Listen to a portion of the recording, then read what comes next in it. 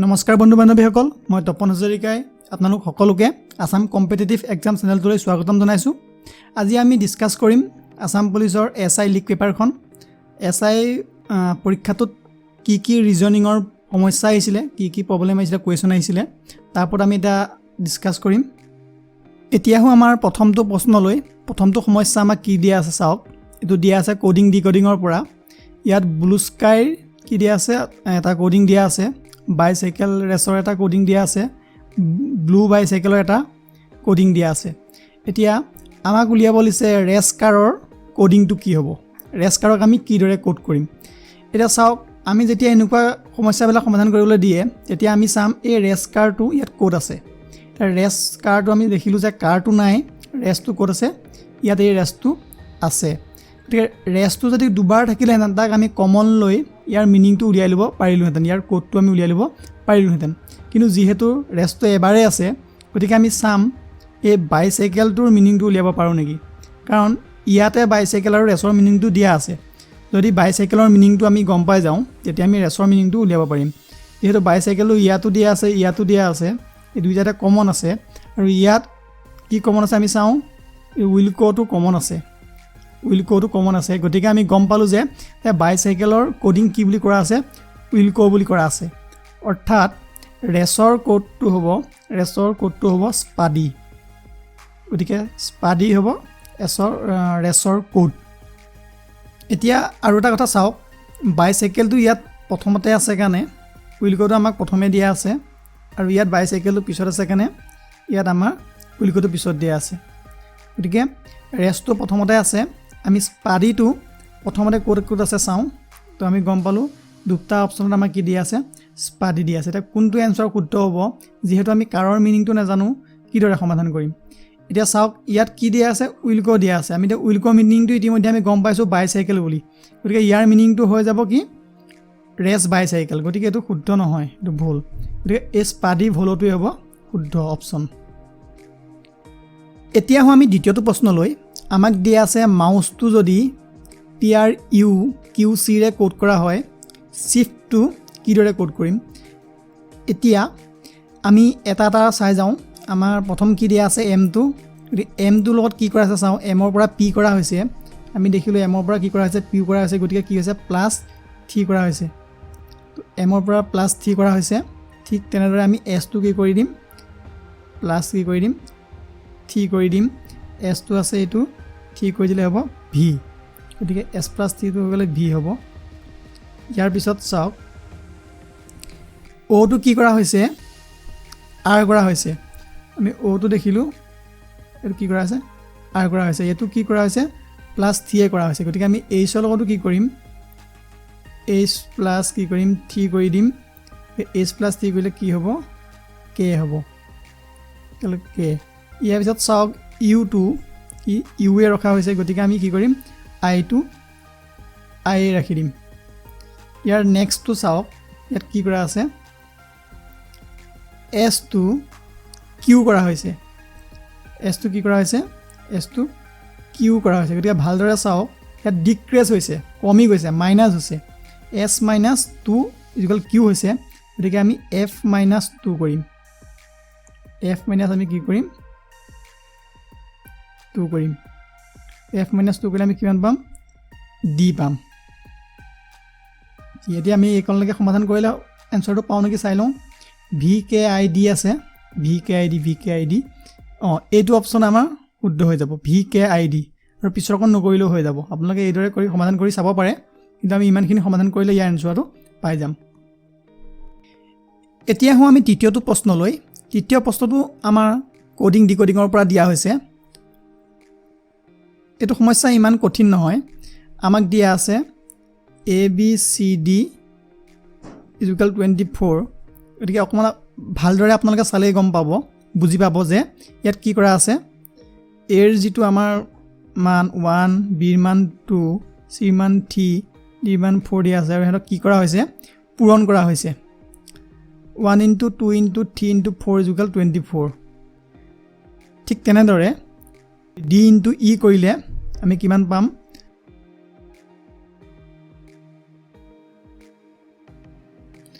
এতিয়া আমি চতুৰ্থ প্ৰশ্নটোলৈ চতুৰ্থ প্ৰশ্নটো এটা সুন্দৰ প্ৰশ্ন আপোনালোকলৈ লৈ আহিছোঁ প্ৰশ্নটো ভালদৰে চাওক কি দিয়া আছে এ cube of 5 cm length has been colored black its surface and then subdivided into smaller cubes of length of 1 cm. How many cubes are there with only one face color black? ইয়াত কি দিয়া আছে যে এটা ঘনকৰ এটা 5 cm দৈৰ্ঘ্যৰ বাহু থকা ঘনকৰ যদি আমি কি কৰোঁ 1 cm দৈৰ্ঘ্যৰ সৰু সৰু ঘনক কৰোঁ আৰু ঘনকটোৰ যদি প্ৰত্যেকটো সাইডত আমি ৰং কৰা থাকে ডাঙৰ ঘনকটো যদি আমি প্ৰত্যেকটো সাইডৰ ৰং কৰা থাকে তেন্তে আমি তলৰ সমস্যাকিটা কেনেদৰে সমাধান কৰিম চাওঁ তে ইয়াৰ লগত ৰিলেটেড আৰু দুটামান কোৱেশ্চন আছে তেনে চাই লওক ইয়াত দিয়া আছে how many cubes are there which have only two of their faces coloured black দুটা সাইডত ৰং কৰা সৰু সৰু ঘনক কেইটা আছে ইয়াৰ পিছত দিয়া আছে how many cubes have no face coloured কিমানটা ঘনকত সৰু সৰু ঘনকত ৰং লাগি নাথাকিব মানে কতো ৰং নাথাকিব কোনো এটা সাইডৰ ৰং লাগি নাথাকিব গতিকে এই সমস্যাটো মই একেলগে সমাধান কৰি দেখাম কিদৰে সমাধান কৰিম আপোনালোকে চাওক প্ৰথমতে আমি ঘনক এটা আঁকি ল'ব লাগিব আৰু ঘনকটো আমি চাওক কি কৰিম তাক যেহেতু কি বুলি কোৱা আছে আমাক 5 cm দীঘৰ বুলি কৈছে বাহু এটা কিমান দীঘ বুলি দিছে 5 cm বুলি দিছে গতিকে এফালে 5 cm হলে এটো সাইডেও কিমান হ'ব লাগিব 5 cm হ'ব লাগিব তেতিয়াহে ঘনক হ'ব এফালে যদি 5 cm নহয় 4 বা 3 cm হয় এটো কি হ'ব আয়তীয় ঘনক হ'ব গতিকে সকলো ফালে 5 cm হলে হেতু ঘনক হ'ব গতিকে এটো হল ঘনক মই আখৰটা লাইনটা বেয়া হৈছে গতিকে লাইনটা ওপৰত গুৰুত্ব দিব নালাগে আপোনালোকে বস্তুটো বুজি লওক এতিয়া চাওক প্ৰথমে এটা কথা গুৰুত্ব দিয়ক যে ঘনকৰ চুক কেইটা থাকে ঘনকৰ চুক কেইটা থাকে বুলি ক'লে আমি জানো ঘনকৰ চুক কিমানটা থাকে 8টা চুক থাকে ঘনকৰ চুক থাকে 8টা ঘনকৰ কাষ কেইটা থাকে এনেকুৱা কাষ কেইটা থাকে এনেকুৱা কাষ থাকে 12টা আৰু ঘনকৰ পিঠি কেইখন থাকে বুলি ক'লে পিঠি থাকে 6খন এইকেইটা বস্তু মনত ৰাখি থব ঘনকৰ কি থাকে 8টা চুক থাকে 12টা কাষ থাকে 6খন পিঠি থাকে এইকেইটা কথা জানিলেহে এই সমস্যাটো সমাধান কৰিব পাৰিব এতিয়া চাওক প্ৰথম বস্তুটো আপোনালোকে চাওক কোন কেইটা ঘনকৰ তিনিখন পিঠিত ৰং কৰা থাকিব এই চুকৰ যিকিটা ঘনক ইয়া কি হদিব ইয়া তিনিখন পিঠিতে ৰং কৰা থাকিব এনেকুৱা চুক কেইটা আছে 8টা চুক আছে গতিকে প্ৰত্যেক চুকৰ এটাকে আছে টোটাল আমি 8টা সৰু সৰু ঘনক পাম এনেকুৱা ঘনক পাম যিকেইটা কি কৰা থাকিব এটা সাইডত ৰং কৰা থাকিব 8টা ঘনক পাম এটা সাইডত ৰং কৰা গতিকে তেটো তেনেকুৱা এটা ঘনক হ'ব কাৰণ ইয়াৰো কি হ'ব তিনটা সাইডত ৰং কৰা থাকিব এটোটা তেনেকুৱা ঘনক হ'ব ইয়াৰো তিনটা সাইডত ৰং কৰা থাকিব আৰু ইয়াৰো কি থাকিব তিনটা সাইডত ৰং কৰা থাকিব যেহেতু একিটা চুকত আছে ইয়াৰ পিছত চাওক দুটা সাইডত ৰং কৰা ঘনক কোনকিটা হ'ব যিকেইটা ঘনক এই বাহুত লাগি থাকিব তলৰ কিটা নহয় তলৰ আৰু এই চুকৰ কিটা নহয় এইকিটা নহয় এই মাজত থকা এই বাহুত লাগি থকা ঘনক এটা কি হ'ব এইফালেও এখন এনৰ পিঠি আছে এইফালেও এনৰ এনেকৈ এখন পিঠি আছে যিখন পিঠি আমি অকা নাই তো এই দুখন পিঠিত এনৰ ৰং কৰা থাকিব গতিকে এটা বাহুত আমি তেনেকুৱা কেইটা ঘনক পালোঁ 3টা ঘনক পালোঁ এটা বাহুত কিমানটা ঘনক পালোঁ আমি তেনেকুৱা 3টা ঘনক পালোঁ তো এটা বাহু আছে 12টা টোটাল কিমান হ'ব 3 বাৰ 36টা বাহুত আমি কিমান পাম তে দুখন পিঠিত ৰং কৰা ঘনক কেইটা থাকিব 36টা থাকিব এটো মনত ৰাখি থব ইয়াৰ পিছত চাওক যে এখন পিঠিত ৰং কৰা ঘনক কেইটা থাকিব এতিয়া আমি গম পালোঁ এইকেইটা ঘনক কি হৈ গ'ল আপোনাৰ দুখন পিঠিত ৰং কৰা এইকেইটাও সেই তেনেকৈ একেই হ'ব দুখন পিঠিত ৰং কৰা থাকিব এইকেইটাও সেই একেই হ'ব দুখন পিঠিত ৰং কৰা থাকিব এইকেইটাও সেই একেই হ'ব দুখন পিঠিত ৰং কৰা থাকিব এটা মাজৰ এইকেইটা ঘনক কি হৈছে এখন পিঠিত ৰং কৰা ইয়াত ঘনক কেইটা আছে 1 2 3 4 5 6 7 8 9 টোটাল 9টা ঘনক এনেকুৱা আছে যিকেইটা ঘনকৰ কি হৈছে এটা সাইডেহে ৰং কৰা আছে গতিকে এখন পিঠিত যদি 9টা ঘনক থাকে তেনেহলে 6খন পিঠিত কিমানটা ঘনক থাকিব 54টা থাকিব মই ভাবো আপোনালোকে এনসাৰটো পাই গ'ল যে এফালে ৰং কৰা এখন পিঠিত ৰং কৰা